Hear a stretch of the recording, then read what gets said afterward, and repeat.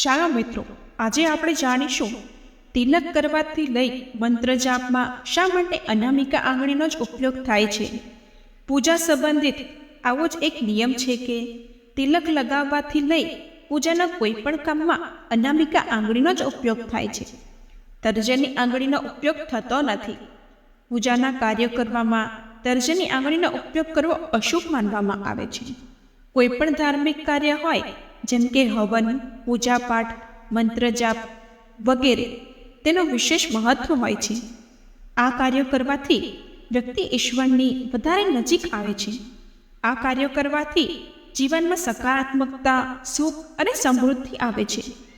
આ શુભ કાર્યોનું પુણ્ય ત્યારે જ મળે છે જ્યારે તેને યોગ્ય રીતે કરવામાં આવે. પૂજાપાઠ, મંત્ર જાપ અને હવન વગેરે કાર્ય કરતી વખતે કેટલાક નિયમોનું પાલન કરવું જરૂરી થઈ જાય છે. તર્જની આંગળીનો ઉપયોગ ન કરવા પાછળ એક કારણ જવાબદાર છે. કારણ એ છે કે એ આંગળી વ્યક્તિનો અહંકાર દર્શાવે છે. સામાન્ય રીતે વ્યક્તિ પોતાનો અહંકાર અને શક્તિ બતાવવા માટે તર્જનીનો ઉપયોગ કરે છે.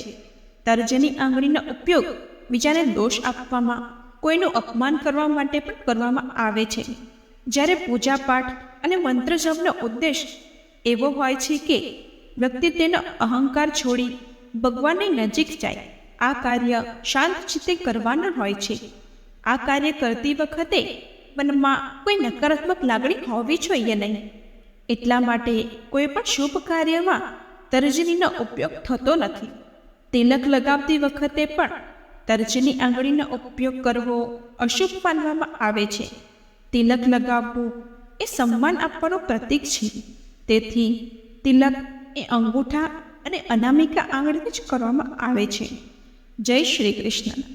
આવી જ અવનવી વાતો સાંભળવા માટે અમારી ચેનલને લાઈક, શેર અને સબસ્ક્રાઈબ કરો. Thank you.